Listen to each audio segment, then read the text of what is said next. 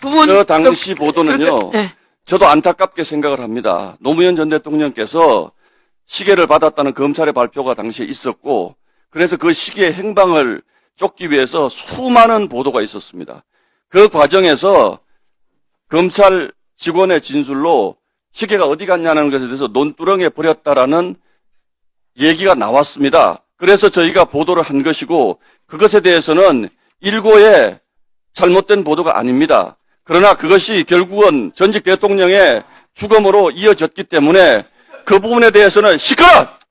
그 죽음에 대해서는 대단히 유감스럽게 생각을 합니다. 그러나 최근에 곽상은 사위이신 곽상은 의원께서도 이것을 이런 식으로 정치적으로 소모하지 말자라는 말씀을 하셨어요. 여러분들이 이걸 이런 식으로 하시면 노무현 전 대통령 욕보이시는 겁니다. 불행한 과거의 역사를 왜 이렇게 정치적으로 자꾸 이용하려고 하시냐고요. 자, 지금 국민 여러분, 조용히 좀 하세요. 국민 여러분, 신동욱 의원 쳐보세요. 네이버, 위키피, 나무위키 다 나와요. 왜 그러면 본인이 그 수정 못했어요? 사실을 인정해서 이게 나온 거고, 노무현 대통령님을 죽음으로 몰아가는 검찰 언론에 맨선봉 있어가지고, 노무현 대통령님 검찰 소환 직전에 그 보도를 했는데, 그 보도가 국정원의 지시와 검찰의 합작품으로 나온 걸 다 안다는 거 아니에요? 그래서 본인도 사과하는 거 아니에요? 그런 사람이 어떻게 또다시 가해자가 또다시 피해자 조작 기소한 이 자리에 위원으로 올 수 있습니까? 채택해 주세요. 절대 공정한 위원으로서 활동할 수가 없어요.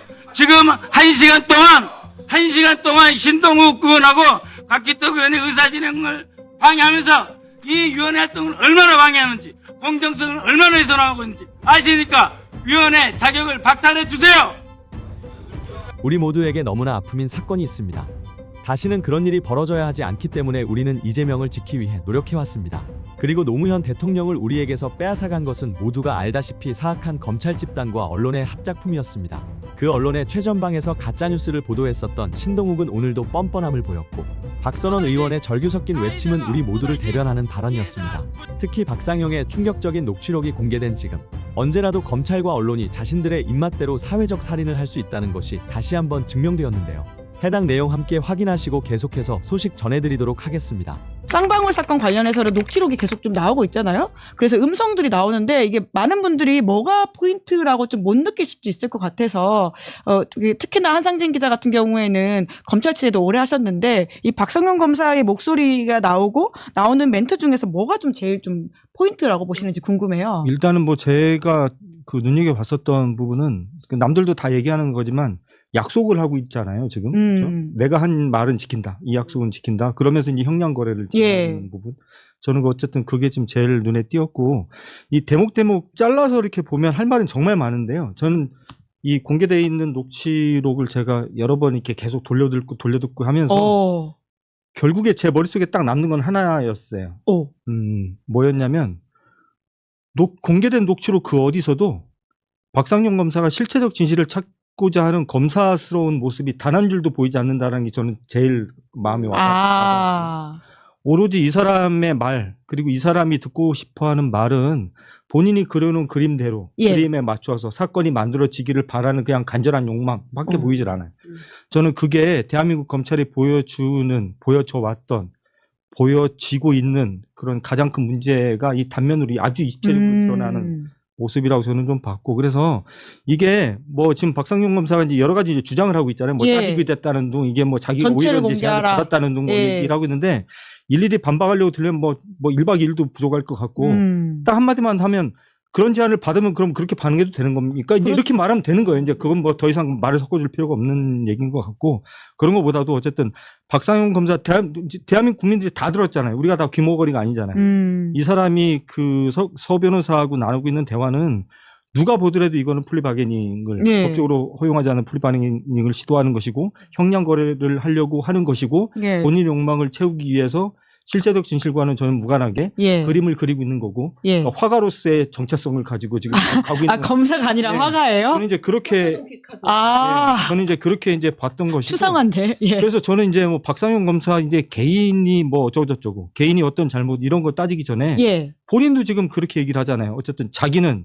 윗사람들하고 다 보고했고 윗사람들하고 다 상의했고 이런 식으로 다 자기가 또 해명도 하고 있고 지금 조설부하고 손발 맞춰서 잘하고 있지 않습니까? 아. 이제 지금 우리가 집중해야 될 건 박상용 아닌 것 같고요. 예. 박상용은 그냥 그냥 행동 대원이잖아요. 그죠? 대원. 박상용을 저런 식으로 만들고 내몰았었던 검찰 수뇌부의 의도와 작당 모의가 무엇이었는지를 밝히는 게 저희한테는 훨씬 더 중요한 것 같고 예. 그래서 박상용의 말 한마디 한마디에 너무 이렇게 집중할 필요가 없는 것 같고 그리고 저는 이거 보다 보니까 좀 궁금하던데 이 사람 지금 저 인천인가 지금 부부장으로 있잖아요. 예, 현직이죠. 근데 예. 일 안 합니까? 이 사람 하루 종일 어디 막고 SNS 채널 나오고 SNS 하고 그리고 일 안 하는 것 같은데 이거 또 저기 증감찰을 한번 해야 될 것 같다는 생각.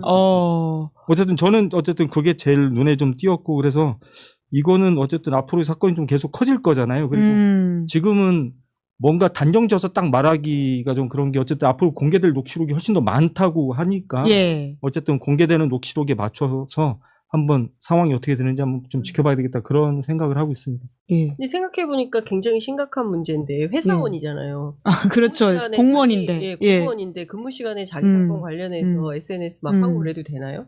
그거 아니지 그러니까요. 않습니까? 저도 궁금하던데. 네. 예. 그리고 그 공무원인데 뭐 신고 절차는 신고하긴 밟았겠지만 하겠죠. 예. 네, 언론에 뭐 출연해서 자기 얘기하고 보니까 오늘 KBS 기자를 또 고발하기도 했고. 그러게요. 예. 예. 그런데 예, 명예훼손 혐의를 고소했다. 이렇게 지금 본인이 아니 밝혔더라고요. 예전에 예. 그 이문정 검사 같은 분이 뭐 SNS에 글 좀 쓰고 어디 방송 출연하고 그러면 이프로스가 난리가 났었잖아요. 그쵸. 뭐 이문정 검사는 일 안 하냐고 난 그러고 왜 뭐 그런데 나가냐. 어쩌고저쩌고. 근데 지금 박상용 검사 관련돼서는 제가 오늘 아침에도 이제 기사 검색을 좀 해봤는데 지금 검찰청의 내부 전산망인 이프로스가 지금 국민 게시판 된 거잖아요. 지금 뭐 올라오면 다 알려지잖아요. 근데 예.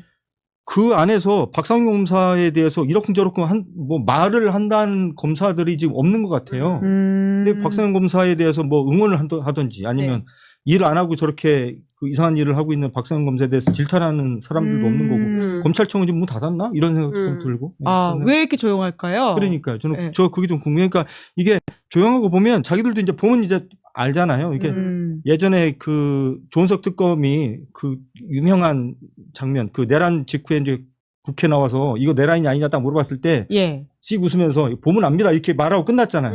박상용 검사 목소리 딱 들으면 이거 보면 딱 알잖아요. 이게 지금 어떤 상황인지 우린 다 알잖아요. 그죠? 예. 전 국민이 다 알잖아요. 검사들은 자기들은 왜 모르겠어요. 자기들이 늘상 해왔던 일인데. 그렇죠. 그래서 검사들은 여기서 말 섞는 순간 나도 죽는다 이런 생각을 하는 사람들이 많지 않겠나. 아, 너만 여기서 끊겠다라는 그렇죠. 여기서 끊어야지. 생각이 있을 것이다. 근데 박상용 화이팅. 예, 박상용 화이팅이요? 박상용 혼자 죽으면 안 됩니다. 예. 아, 이 사건의 실체를 우리가 알기 위해서는 오히려 아, 그럼요. 박상용 네, 검사가 진실을 말해야 된다라는 네. 말씀이신 거네요. 윗선이 누구인지. 네. 그래서 응원한다라는 말씀을 하시는 것 같은데. 지금은 다 변호사가 된 과거의 수원지검 팀이 마이크 수원지검 팀에 소속됐던 검사들이 박상용을 엄호하고 나섰잖아요. 그랬죠. 예. 사건 직후에. 그리고 이제 오늘 저희 프로그램에 이제 국회 법사위원장 맡은 서영교 의원이 출연해서 대검 감찰부장 김성동 예. 지목을 했어요. 아, 이름을 정확하게 찍었나요? 예. 정치하지 말고 일해라. 아. 무슨 얘기냐면 대검 감찰부장인데 박상용에 대한 감찰을 안 하고 있다라는 겁니다. 무슨 얘기냐면 이 김성동이라는 검사를 누가 알박기를 해놨는데 누가 알박기를 했냐면 박성재 법무부 장관이 알박기를 해놓고 갔다는 거예요. 아, 그래요? 그러니까 박상용 검사가 윗선 운운하면서 막 득의양양한 채로 이렇게 내가 무슨 잘못했어. 오히려 서민석 변호사가 거래를 제안해 온 거야. 예. 난 일반론에서 선처 과정을 설명했을 뿐이야. 내 잘못은 없어. 라고 SNS를 계속 올리고 언론 인터뷰를 하는 이유는 뒷배가 있으니까. 예. 검찰이 그렇죠. 검찰이 나를 지켜줄 거라는 확실한 믿음이 있기 때문에 대개의 경우에 이렇게 녹음 파일이 나오면 심지어 김건희, 윤석열도 어떻게 했어요? 숨어야겠다는 생각 속에서 황금폰이 드러나면 안 되니까 비상계엄까지 결행을 한 거잖아요. 그런데 이런 목소리가 나왔음에도 불구하고 무슨 뭐가 적반하장격으로 나오는 예. 거 아닙니까? 최소한 이런 게 나오면 아니 잘못했습니다부터 음. 시작을 해야 되는데 그게 아니라 뭐가 잘못했어? 내가 뭐가 문제야? 이렇게 나오는 전체를 거잖아요. 다 까, 막 이렇게 하고 있는 거죠. 예.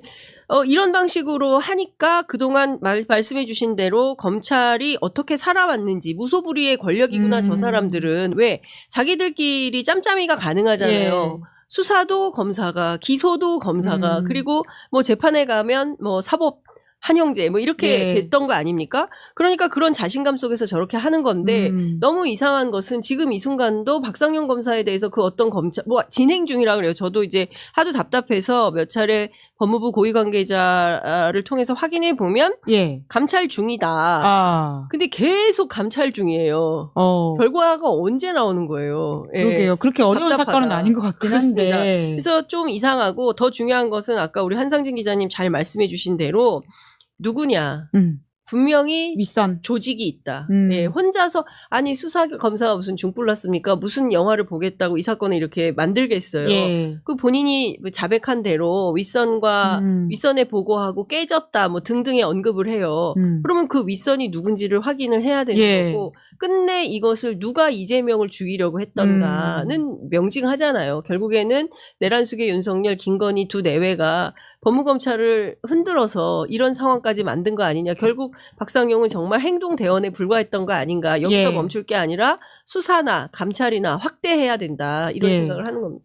아까 그려놓은 그림이라는 말씀을 하셨는데 이제 결과적으로 아까 장윤선 기자가 말씀하신 것처럼 이재명을 주범으로 하는 한 그림이라고 저희가 이해하면 되는 건가요? 검찰은 애초에 그런 결론을 놓고 이 사건들을 계속 만들려고 했다. 그게 아니면 해석이 되지 않는 그쵸. 내용이 너무나 많고 그러니까 제가 아까도 저는 박상용의 목소리에서 어떤 한 대목이 아니라 예. 전체적으로 느껴지는 한 줄의 뉘앙스가 실체적 진실을 찾고자 하는 검사의 노력이 단 한 단어에도 느껴지지 않는다라고 제가 표현을 예. 했던 게 기본적으로 그 당시 2023년 5월 6월 그 당시 녹취록인데 그 당시 시점을 보면 이재명 당시 그 민주당 대표를 죽일 수 있느냐 없느냐 이게 결국은 자기들한테는 가장 중요한 과제 같은 거였고 예. 그게 자기들의 출세를 보장해주는 하나의 기준 같은 거였기 예. 때문에 그걸 하기 위해서 할 수 있는 모든 일을 다 하고 있는 모습이 입체적으로 보이잖아요. 네. 그래서 심지어는 변호사한테 읍소도 했다가 부탁도 했다가 막 윽박도 지렀다가 겁도 졌다가 막 별걸 다 해요. 거의 뭐 스턴트맨 수준으로 말을 해요. 가만히 보면 말만 그렇게 하지 사실상 스턴트맨 수준인데 이것이 가리키는 건 하나밖에 없다. 이거는 조직범죄다. 조직범죄다. 조직범죄 차원에서 전 접근하는 게 맞다. 그리고 본인들이 계속 얘기하잖아요. 뭐 아직까지도 검사 동일체, 뭐 상명 하복이 살아있는 조직이니까 거기에 맞게 우리도 조사하고 감찰해주고 하면 될 것 같습니다. 그러니까 그 이를테면 아까 이프로스 말씀하셨는데 정말 희한한 거예요. 그러니까 그 보통 사람들의 눈으로 볼 때 박상용 검사가 잘못한 게 명징하면 평범한 검사들도 이프로스에 박상용 떠들지 말고 감찰이나 조사 수사 받아라 라는 얘기들이 올라와야 돼요. 예. 그런데 그런 얘기는 하나도 없고 오히려 과거에 정의로운 발언을 했던 이문정 검사 같은 사람들, 또 서지현 검사, 또 박은정 검사 이런 사람들을 상대로만 마타도가 있었던 거잖아요. 그러니까 중요한 포인트는 의로운데 관심이 없어요. 대한민국 검찰이. 그리고 어떻게 하면 권력에 빌붙어서 출세할까. 예. 그리고 그런 사람들 중심으로 라인업이 돼 있으니까 그래야 또 출세를 하거든요. 그동안 그 검찰이 보여왔던 역사가 그런 거 아닙니까? 뭐 결국 오늘날 문 닫는데 큰 기여를 한 분들이긴 한데 결국에는 박상용이 그 끝단에 있는 거다라는 네. 생각을 하는 겁니다. 박상용. 저는 좀 뜬금없는 얘기인데 좋습니다. 그런 거. 저는 뜬금없는 얘기 예, 좋아요. 뜬금없는 얘기인데 저는 요즘에 이제 이 박상용 검사 관련돼서 이제 올라오는 기사들 특히 이제 이프로스 이제 주목하고 있는데 근데 저는 그걸 보다 보니까 언론의 이제 보도 행태가 자꾸 눈에 걸리는데 되게 중요한 한 번쯤은 지금 장윤선 선배가 말씀하셨던 것 같은 왜 검사들은 이런 일이 벌어졌는데 들고 일어나지 않느냐라고 기사가 한 줄 좀 나올 만한데 그런 기사 안 나오고요. 요즘에 하루 건너 하나씩 계속 나오고 있는 기사들이 뭐냐면 이제 검찰이 곧 해체되잖아요. 그래서 이제 이 대한민국에 대해서 실망해서 검찰을 떠나는 검사들이 늘고 있다. 이런 기사들이 맞아. 이 언론 저 언론에서 하나씩 기사 나오고 있는데 저는 이런 식의 기사를 내놓는 이 언론이 결국에는 지금의 이 악마 같은 이 검찰을 만드는데 일조한 게 아닌가. 그래서 저는 이런 기사를 볼 때마다 그 눈에 자꾸 걸려서 제가 그 기사들만 지금 모아놓고 있는 중입니다. 그걸 탐사보도 하고 계시는군요. 그러니까 이게 지금 한 열흘 달쯤 전부터 한 대여섯 개가 지금 하루는 하나씩 툭툭툭 나오고 있거든요. 아. 네. 사실은 별게 아니에요. 그러니까 예를 들면 저는 다 기억이 나는데 예전에 윤석열 씨가 검찰총장이 돼서 그 조국 사태를 벌이고 그 직후에 있었던 검찰 인사를 앞두고 예. 거의 6, 70명 정도 검사들이 막 우르르 맞아요. 이제, 나갔었어요. 예. 그만뒀어요. 예, 다 예, 검찰청 예. 떠났는데 그때는 검찰을 떠나는 검사들이 이렇게 많다라고 그게 문제다라고 지적하는 언론 하나도 없었어요. 나중에 윤석열 씨가 징계를 받게 돼서 추미애 당시 장관하고 싸우니까 예. 그때 정권에 항의하면서 떠난 검사들이 한 20, 30명 됐거든요. 이 20, 30명 되는 검사들이 떠난다고 언론들이 검찰하고 손을 잡고서 그때 당시 문재인 정부를 공격했었던 저는 지금도 이제 생생하게 기억이 되는데 예. 지금도 비슷한 현상들이 벌어지는 예. 것 같고요. 그래서 저는 항상 검찰개혁 따라오는 건 무조건 저는 언론이 문제다. 이런 생각이 좀 항상 들고 오늘 아침에도 제가 이 말씀 왜 드리냐면 오늘 아침에도 아침 눈 뜨자마자 이제 기사를 봤는데 또 그 기사가 났어요. 또 어느 언론에서. 그래서 검찰에 제가 실망한 예, 거 그래서 나간다. 제가 이제 또 이거 모아놨어요. 이렇게. 오. 근데 이게 일요일이었어요. 곧 기사 나오겠네요. 예. 그 박상용 검사 그 녹음 파일이 예, 민주당에서. 공개된 게 예. 일요일이었어요. 예. 일요일 날 처음에 이게 공개돼서 저는 월요일 날 아침 일면 머릿 기사는 전부 이게 되겠구나라고 아주 순진한 생각을 했어요. 그런데 일면 머릿 기사는 전부 이게 아니었고 정치면 하단에 꾸겼어요. 네, 맞아요. 그리고 어떤 회사들은 솔직히 말하면 정말 어쩔 수 없이 쓴다. 2단. 내가 보기에는 한 원고지 3에서 5매 정도 요렇게 꾸겨놓은 거예요. 예. 이게 언론의 지금 오늘의 민낯인 거죠. 저는 사실 검찰과 언론은 공범이라고 생각합니다. 그리고 우리도 뭐 출입처 뭐 이렇게 다녀보면 출입처를 우리가 감시하려고 하는데 어떤 기자들은 검사보다 자기가 더 검찰을 사랑하는 사람들이 있어요. 그래서 이거 뭐 검찰 잘 모르고 하시는 말씀인데 뭐 이러다 막 싸움도 나고 그러거든요. 그런 방식으로 우리 언론이 검찰에 협력하는 체제가 돼버렸다. 이거 매우 심각하다. 다른 저도 데 그랬습니다. 자백하네. 네. 과거에. 지금 고백하시는 거예요? 상당히 오랫동안 저도 그랬어요. 네. 그럼 그 구조를 좀 더 말씀해 주실 수 있겠네요. 그러니까. 이게 조금만 더 말씀을 드리면 예. 그 최근에 또 어떤 보도가 많이 나오냐면 검사들 너무 일이 많다. 예. 사건 처리해야 될 게 너무 많다. 무슨 얘기냐면 이거 지금 당장 검찰 문 닫으면 이거 다 누가 할 건데? 안 돼. 시일 더 늦춰. 이런 주장을 하고 있는 거예요. 그 도우미 역할을 우리 언론이 하고 있는 겁니다. 그래서 저는 이 협력 관계를 반드시 끊어내지 않으면 안 된다. 그래서 저는 소위 얘기하는 검찰 출입 기자단, 그 법조 기자단, 이거를 해체를 해야 된다. 그렇지 않으면 이 기득권 권력이 언제까지 계속될지 저는 정말 알 수가 없다라는 생각이 사실 들어요. 지금 장 선배 고백을 들어야지. 너무 훌륭한 고백이세요. 장 선배 지금 말씀하시는 그 말씀을 가지고 제가 지금 기사를 하나 준비를 하고 있는데. 그래요? 뭐냐면 검사들 일 많다, 특검에 파견 보내고 어쩌저쩌 해서 뭐 검사들이 뭐 야근 뭐 이런 기사 많이 야근 많이 나오잖아요. 한다. 제가 그런 기사 볼 때마다 피가 거꾸로 솟는 이유가 하나 있는데. 예. 문재인 정부 때 검찰 개혁을 얘기할 때 여러 가지 이제 키워드가 나오는데 그 중에 하나가 법무부의 탈검찰화였어요. 그죠? 그리고 대한민국 어느 정부 부처에 가도 검찰청에서 파견된 검사들 한두 명씩 다 갖고 있습니다. 대한민국 대부분의 정부 부처에 경찰청을 제외한 거의 대부분의 정부 부처에 검사들이 파견 나가 있어요. 제가 얼마 전에 AI에 한번 물어봤어요. 지금 대한민국 각 정부 부처에 파견되어 있는 검사들이 몇 명이나 되는지 한번 확인해 줘.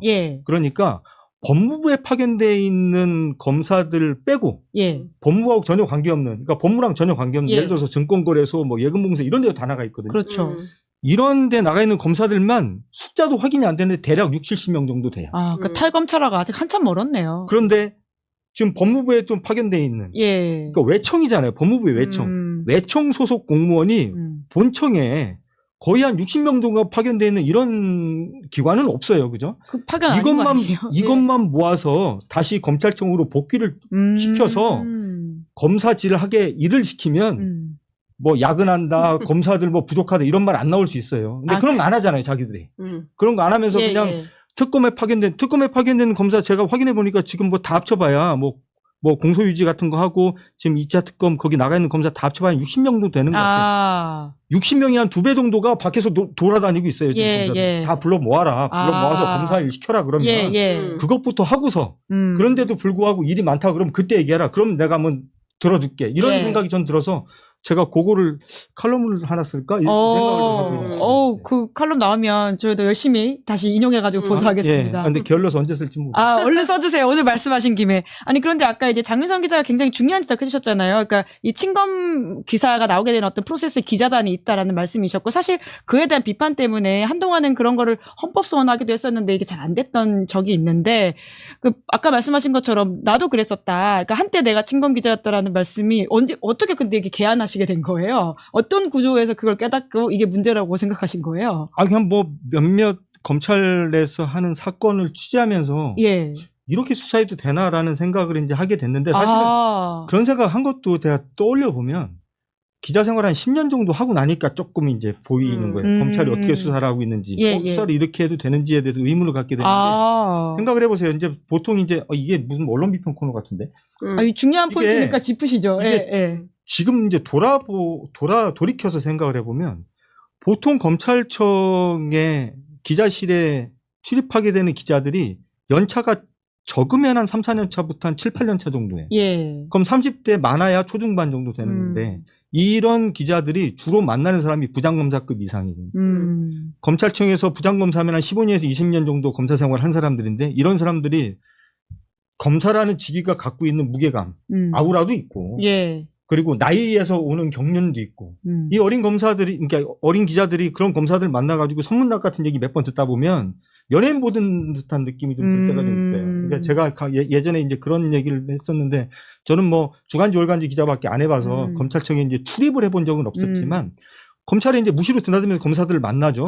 검사 만나서 차 마시고 밥 먹고 술도 마시고 뭐 얘기하고 이러는데 가끔씩 정말 중요한 수사를 하고 있는 수사팀의 부장검사가 전화 한 통 해서 들어와서 차 한잔해. 그래서 들어가서 그분한테 20, 30분 얘기 듣다 보면 나오는 그 길이 얼마나 뿌듯하며. 단독. 그럼요. 이분한테 들었던 토시 하나 은는 이가까지 잊혀지지가 않고 그걸 다 받았어서 그걸 기사 썼을 때 그 포만감과 보람 이런 게 있죠.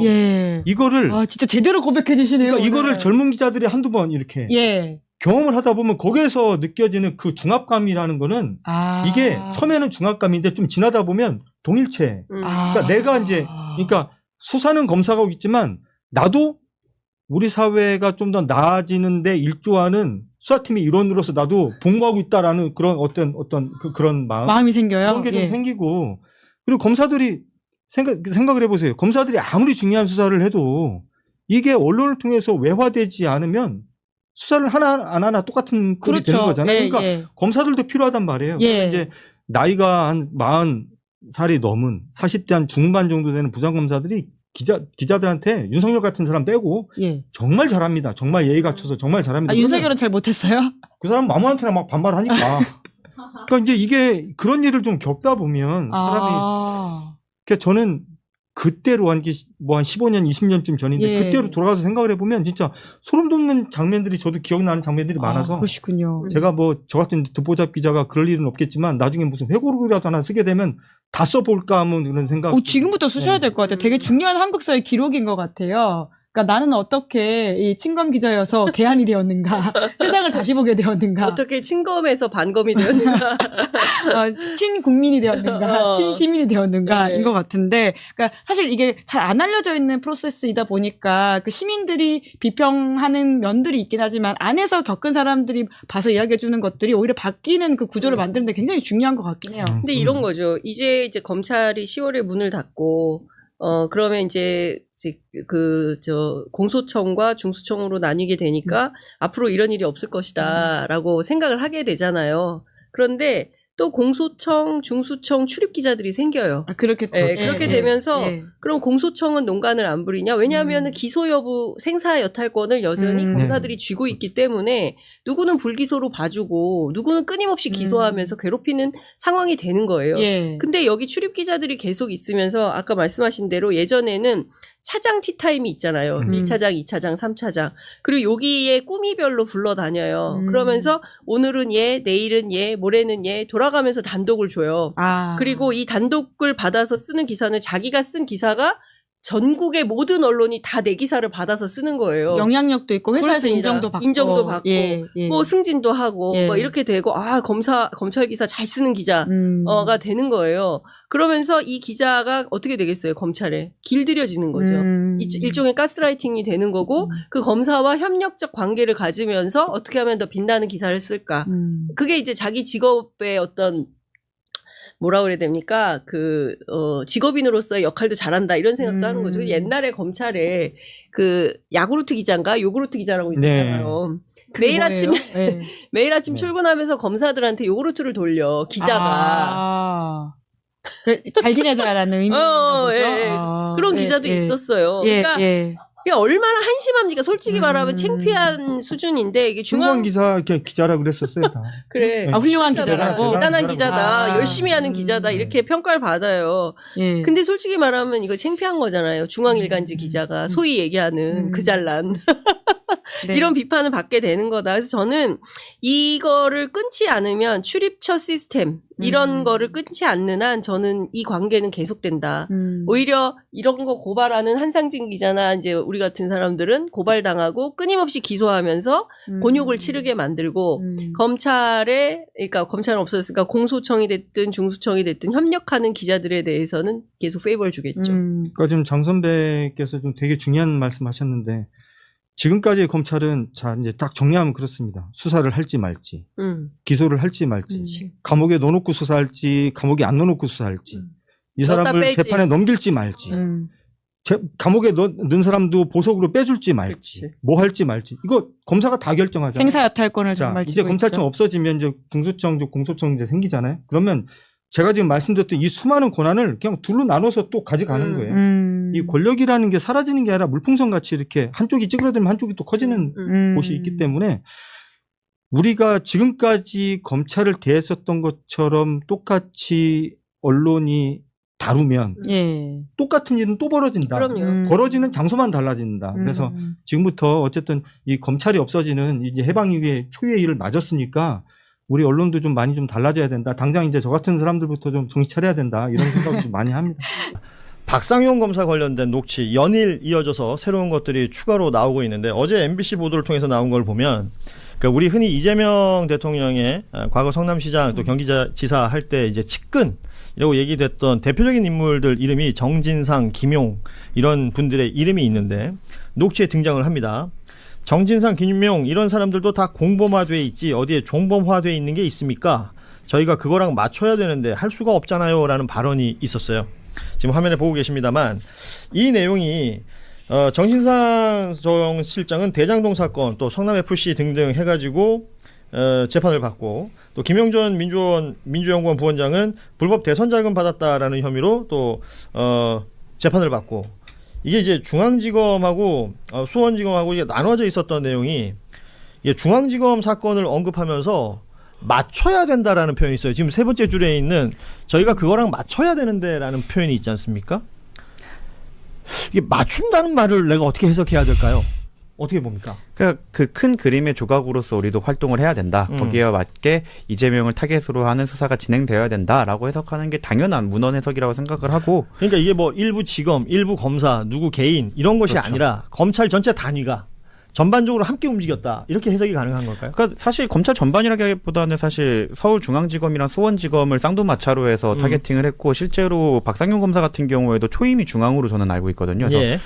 그 커리어를 보면은 왜 수원으로 갔지? 라고 할 정도로 굉장한 커리어를 갖고 있는데 저는 그냥 이 그 중앙지검과 수원지검이 합세해갖고 이재명을 이재명으로 타겟팅을 하는 과정에서 필요했던 인재가 아니었나. 예. 그러니까 그래서 그냥 그 그림에 사실상 하나의 팀으로 움직인 게 아닌가에 대한 방증이라고 보입니다. 아하. 이런 거죠. 그 연산군이 폭정을 정말 전국적으로 하고 있는데 경기도의 어느 그 사또가 선정을 베풀고 있는 거야. 너무 마음에 안 드는 거야. 그래서 암행어사 보낸 거예요. 예. 그래서 자기 옆에 끼고 있던 그 도승지 하나를 암행어사로 보낸 거야. 그러니까 잘하고 있다고 암행어사 보내서 그렇죠. 예, 잡아들여라. 그렇죠. 잠재적 경쟁자가 될 것 같으니까. 연산군의 위협이 될 수 있으니. 그렇죠. 윤석군은 윤석열인 거죠. 그 오늘 오시기 전에 사극 보고 오셨어요? 아니 뭐 동탁부터 시작해서 연산군까지. 이화영 선배 사모님을 뵙고 왔습니다. 오늘 백장군님을 보고 오셨어요. 예. 그래요. 지금 또 다른 녹취 하나 더 보여주시겠습니까? 이화영 씨를 방조범으로 할 수는 없죠. 어떻게 방조범으로 할 수 있겠어요라고 하면서 마지막 문장 한번 보세요. 이재명과 이화영을 묶어서 이거는 김성태 말이 맞고 자 묶어서라는 표현이 또 등장을 합니다. 이거는 또 어떻게 해석을 해야 됩니까? 묶는다, 맞춘다. 참 이런 말이 글쎄요. 이런 녹취록에 나온다는 것 자체가 당연히 회유의 정향으로 볼 수밖에 없다라는 생각은 드는데 예. 일단 저도 뭐 10년 이상 경력 있는 변호사로서 검사랑 이렇게 특히 이제 사건 담당 아마 변호사님도 마찬가지 생각이실 것 같은데 이거 자기가 맡고 있는 사건의 담당 검사잖아요. 이렇게 많이 통화를 하고 이 검사가 이런 많은 얘기를 해준다는 것 자체를 저는 이제 처음 봐요. 전화를 안 받아요, 기본적으로. 이게 통화가 안 되잖아. 그러니까 너무 이례적인 거야. 이 상황도 너무 이례적이고. 친절한 그리고 상명씨. 왜 이렇게 친절해? 그리고 모르겠어요. 일단 박상용 검사는 나름대로 본인의 해명 그거잖아요. 그러니까 서 변호사가 먼저 자기에게 제안을 했고 그거를 거절하는 과정에서 일반적인 법리로 설명한 거다. 뭐 이런 취지로 계속 해명을 하는데 근데 그런 설명이라고 하기에는 그럼 제안이 진짜 왔으면 안 됩니다 하고 말면 되는데. 그리고 수사보고로 남겼어야죠. 그렇죠. 네, 이거는 이렇게 부적절한 거래가 있었고 이런 부적절한 거래가 있는 것으로 봤을 때는 저 사람은 범행을 일으킨 게 맞는 것 같습니다라는 수사보고를 남기는 게 보통인데 아무것도 없죠. 하고 그냥 거절하면 될 거를 뭐 맞춰야 된다고 한다든지 그리고 뭐 이재명이 완전한 주범이 되는 자백이 있어야 된다든지 그러고 나면 뭐 공익제보 얘기를 한다든지 보석 얘기를 한다든지 이런 거 자체가 단순히 제안에 대해서 거부를 하면서 관련된 설명을 해준다라고 보기에는 사실상 회유하거나 뭔가 결론을 맞춰놓고 그 증언을 자백을 받아내려고 하는 그런 모습으로 보이기 때문에 지금 문제가 되는 거거든요.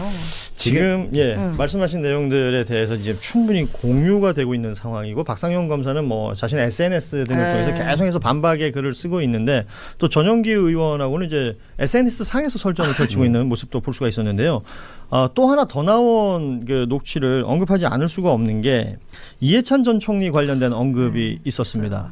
그러니까 이해찬, 이재명 뭐 이런 이름을 언급하면서 솔루션을 제시해달라라는 내용을 박상용 검사가 얘기하는 모습이 이 녹취로 담겨 있는 게 있는데 이해찬 전 총리한테 쌍방울 쪽에서 그 계속 돈이 들어갔다는 거 아니에요?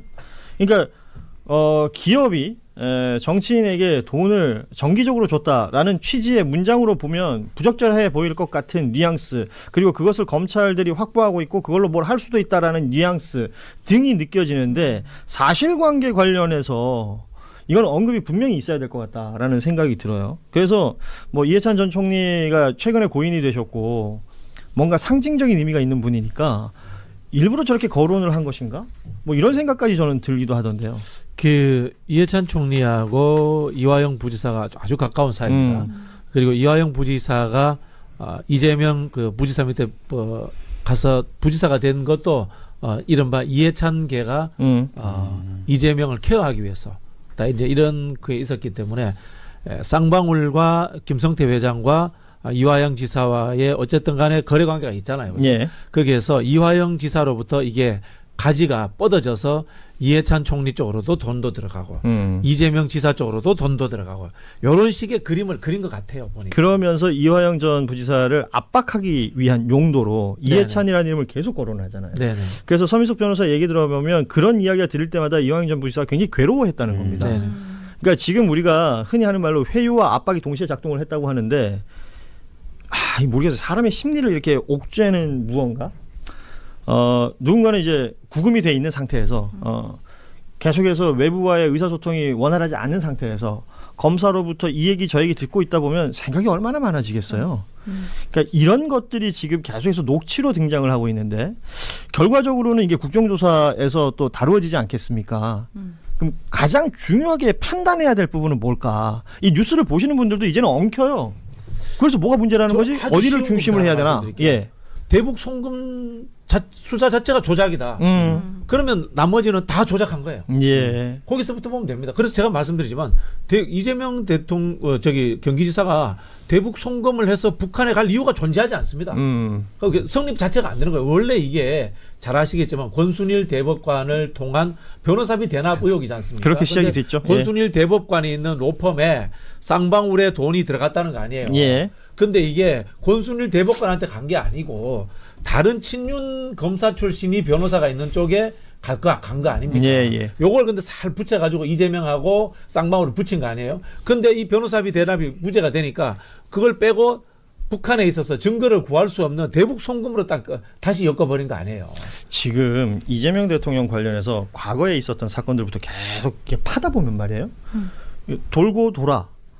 이재명 대통령이 고통스러운 시간을 겪고 있었던 건 분명히 우리가 알고 있는데 돌고 돌아 국민의힘 쪽으로 귀결되는 경우들이 되게 많아요. 저 대장동 사건만 해도 그 앞단으로 거슬러 올라가서 부산저축은행 불법 대출 얘기를 하다 보면 그때 당시 주임 검사였던 윤석열의 이름이 등장하는 것이고 지금 말씀하셨던 변호사비 대납도 권순일 대법관을 타겟으로 했는지 모르겠으나 알고 봤더니 돈 받은 사람은 소위 말하는 친윤 검사 쪽에 또 다른 사람이 있었던 것이고 그 국제 마피아파 얘기하면서 조폭 얘기하는 거 있잖아요.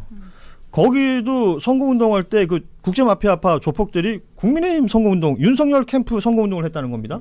보도가 나왔죠. 예, 뭐 이런 식으로 자꾸 지금 돌아가고 있거든요. 이 내용들 여기까지 저희가 좀 정리를 하고 후속 보도가 있으면 또 저희가 정리를 하도록 하겠습니다.